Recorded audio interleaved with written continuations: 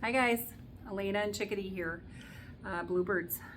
So we just want to do a quick little helpful how-to video and share a little bit about our recent experience with what I am now calling the $4,000 ball story. I will share little clips and things about that so you can see more of what happened. But what I wanted to share with you was Dee Dee recently had emergency surgery to remove a ball from her stomach. And since it was an emergency, we of course we didn't plan for this, right? It wasn't a spay that I knew months in advance.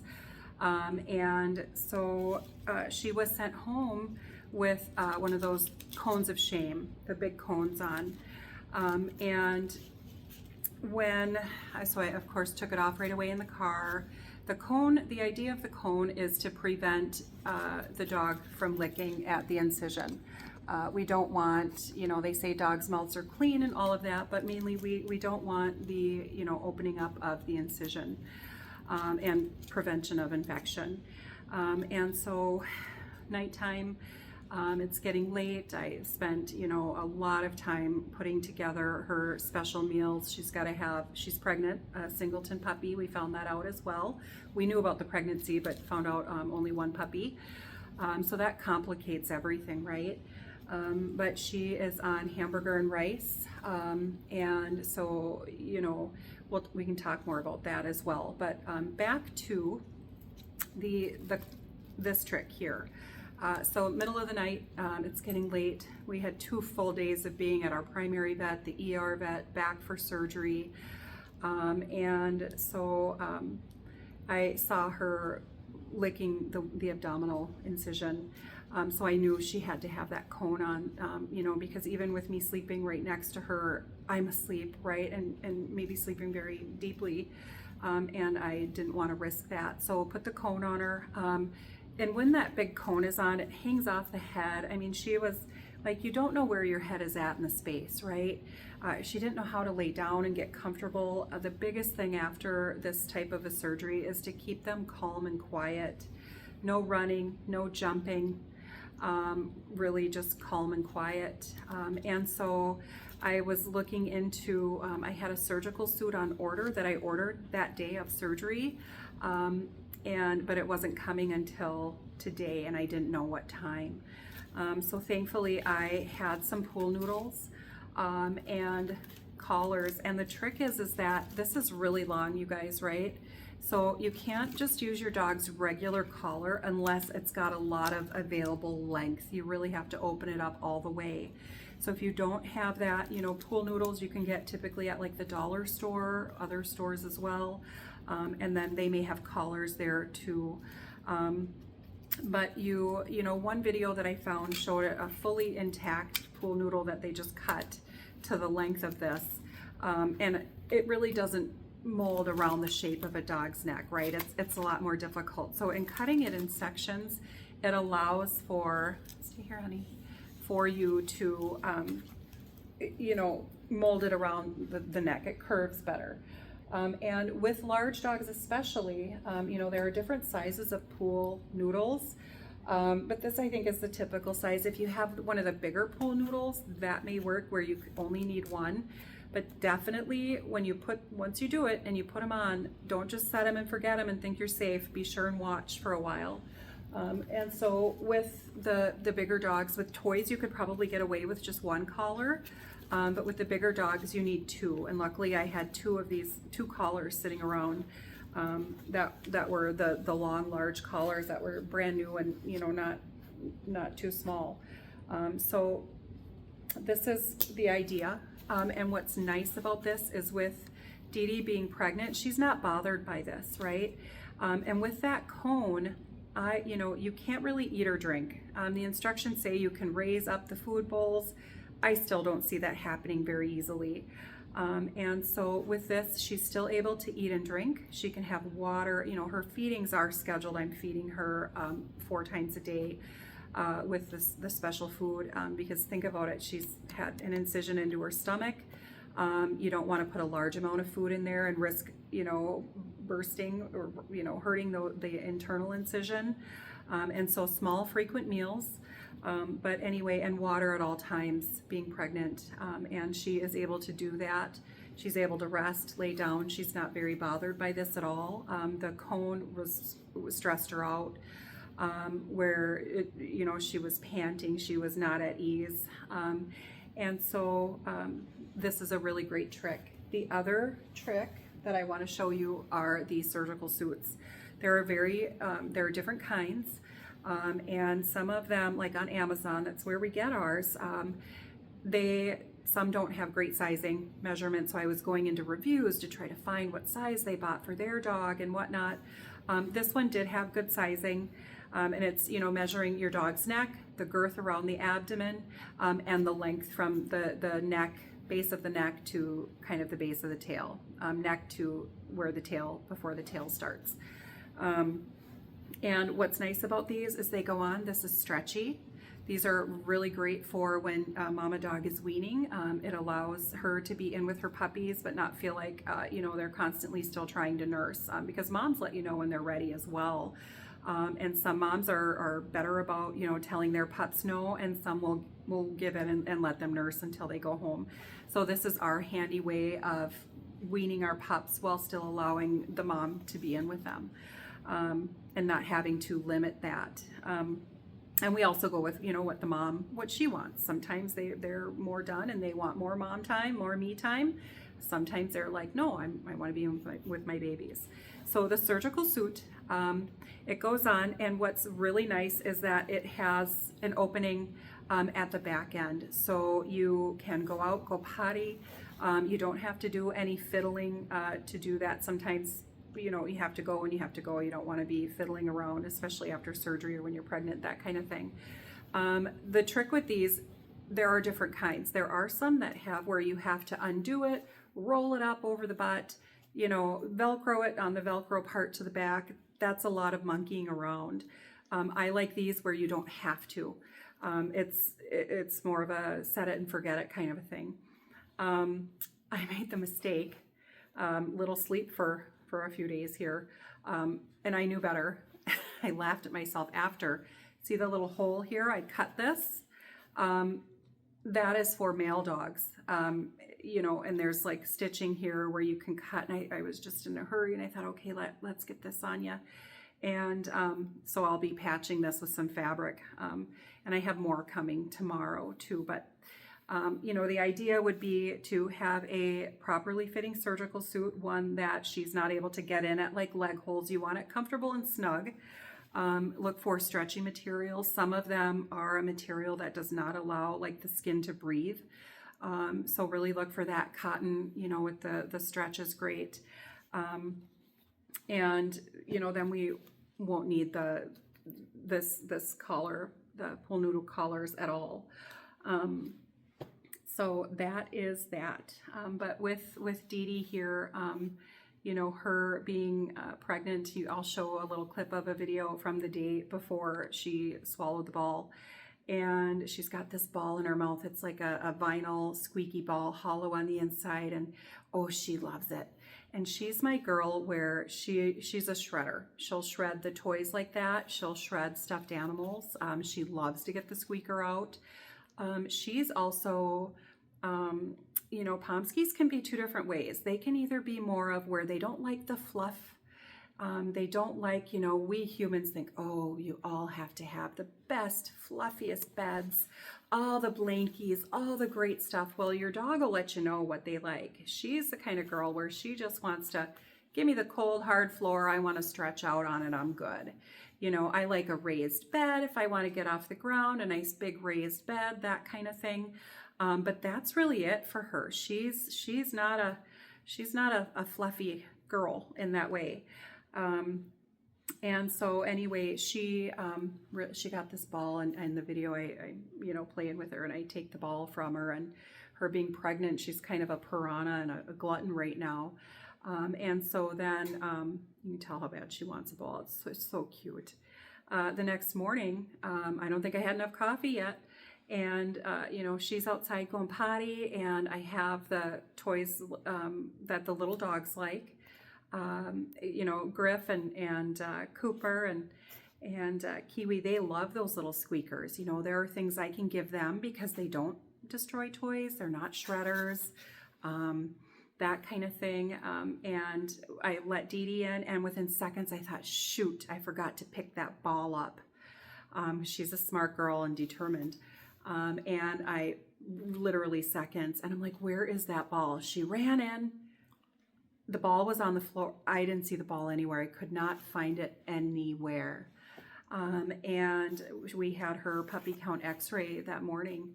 And I thought, well, you know, she seemed fine. I mean, no evidence. No evidence. She wasn't shredding it. She didn't look like she was just swallowed something. Nothing. She's sitting there just fine as could be, right? And so we went to the vet and had her puppy count x-ray, told him about there's a possibility she may have swallowed this ball. And sure enough, you can see, I'll share the x-ray with you.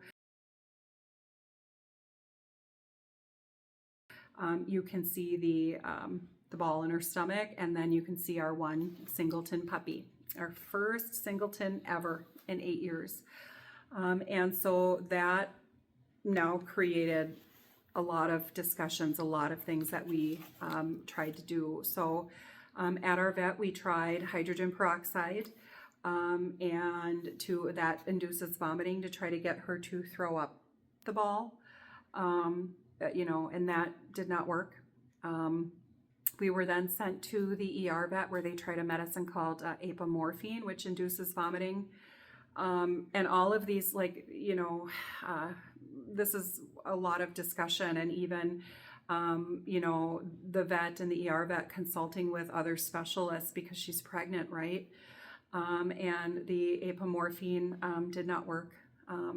She was given that and then an antiemetic right after to kind of reverse that. And so then the next step was sedation and a scope. And so the sedation was done with propofol because she's pregnant, intubation, sedation, and the scope with a snare. And they were not able to get it. You know, you can imagine it's kind of like that claw game with the stuffed animals that we love as kids. And it would just, she'd get it and get so close and just could not get it. And so no luck, right? And you do question, gosh, is this something? She said it had kind of folded on itself and folded again. It was looking torpedoed. And so you think, gosh, geez, can she pass it? Well, the next day at surgery, our vet, I spoke with I texted one of our vet techs who reached out and to Dr. Joel and his team, and he, bless them all, fit her in. And because, you know, no, she's not going to pass it. You could see the next morning on the repeat x-ray, it was back to circular size. And if we were to try to allow it to go through her intestines, you know, trying to remove a foreign body from the intestines would have been a lot riskier in pregnancy. So this happened. Surgery was on day 10 days before her due date. And our hope is that, you know, by 10 days, she should be healed well enough. There was concern like, okay, what happens if she goes into labor? How will the labor contractions affect the abdominal incision and, more importantly, the internal incision in her stomach, right? And so he did the incision more cranially to kind of move it up and out of the way for that, so it won't be as affected. But Kristen, one of our vet techs, told me a story, and I've heard this before actually, but we revisited it, how she's a Basset breeder, and her Basset meatball ate a bunch of rocks. And she had same thing. She had to have the surgery to go in to the stomach to remove the rocks by Dr. Joel. And she was doing great, but Kristen told me that on day 5, she opened up 3 a.m. On a Saturday, and she rushed her in. Dr. Joel met him there and basically saved Meatball's life. And so to hear that and to hear how important it is to keep them calm and quiet, no running, no jumping, not on furniture. I mean, we're not even doing the stairs here, right? Her and I are just down in the nursery. I'm even worried about that, you know, in and out of the vehicle, lifting them up.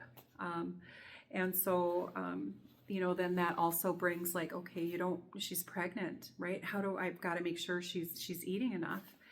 And, you know, you don't want to give large meals. You don't want to put pressure on that incision and risk that. And so it's boiled hamburger, white rice. I did 8 cups of boiled hamburger.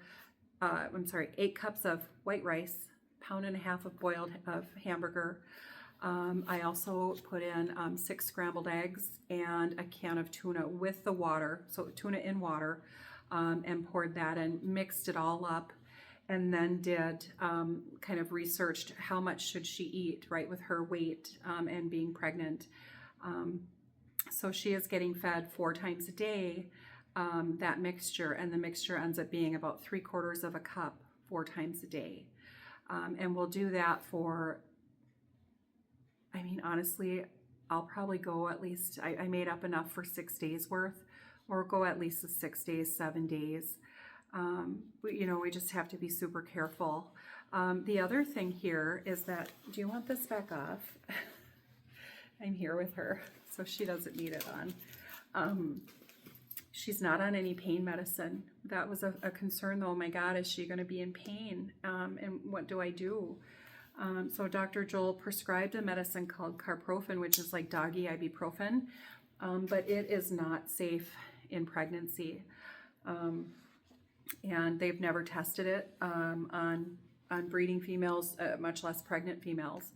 And so one study was done where they gave carprofen to, I want to say it was a golden, and it had that dog had a 24-hour drop of progesterone, like an acute and a 24-hour, the levels dropped for 24 hours. And with Dee Dee being pregnant, right, we don't want her to go into labor sooner. We want her healed, right? And so for me to give the carprofen and risk dropping the progesterone was concerning. We're not willing to risk that. We don't want to trigger labor. Progesterone is the hormone that maintains labor in dogs, maintains pregnancy in dogs. The other caveat to that is that with it being a singleton, she could go past her due date, because with having just one puppy, it's the puppies will release a hormone that triggers the start of labor. When you only have one puppy, sometimes there's not enough to start that chemical reaction to induce labor. And so a lot of times singletons can go past their due date. And so that's a concern as well. So with the carprofen, it is a COX-2 inhibitor, which can deplete that hormone that the puppy uses to trigger mom's labor. So it's like, gosh, on the one hand, we could start it too soon. On the other hand, we could put her further at risk for going well over the due date. And so I thought, well, let's just see how she does. And she's been good, lots of love, lots of just calm, quiet. But I'm glad she's sharing this video with us today. We got to tell everybody about what happened to you. Hopefully save someone. Yeah, it's been a lot. Dr. Joel does not think that we need a scheduled C-section, so that's great. But we are definitely, just taking it day by day, hour by hour, and really just, hoping for the best here. So this is Chickadee, and she is out of our Sandpiper. Her mom is my dad's therapy dog, and the most mellow Siberian that I have ever known. So that's her mom. Piper had some fertility issues, trouble, and we had one litter with Piper, and that gave us our Dee Dee. So just a really special line, a really amazing dogs here. But yeah, so my girl who normally shreds the ball decided she was gonna just gulp it right down. And you know, feel awful. I was, you know, beating myself up about it and still am. But if I can save one person from that, I'll show you the ball, and just something to keep in mind, right? Don't have them around. It's not worth it. And, you know, I also wanted to share our tricks for not having to use the cone of shame, things that work. And I hope you find them helpful. All right. So should we say goodbye, Dee Dee? Should we say goodbye? Yeah. All right. That's my girl. That's my girl. Yeah. Thank you, honey. You're probably ready for your 4th meal, huh? Yeah. Is it time? Is it getting to be time? And Dee Dee is a 75-25, guys. So she is an F1B. Just in case you're wondering, like, she's a big Pomsky. Well, she is. She is the large standard, and she's extra big right now being pregnant. She she eats yeah. She doesn't miss a meal or a treat.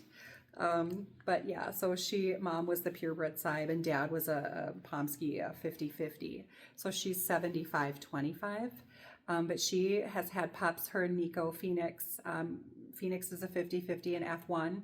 And Dee Dee the 75-25. They've had pups anywhere from 9 pounds full grown up to 35 pounds full grown. And so they've had toys to standards. Look at this luxurious. Isn't that great? Oh, can you feel it, guys? Yeah. So soft. So soft. So, yeah. Yeah. But it's my baby. All right, everyone. I hope you have a great night. Thank you, sweetheart. Thank you. Yeah. All right. Take care, guys. Bye.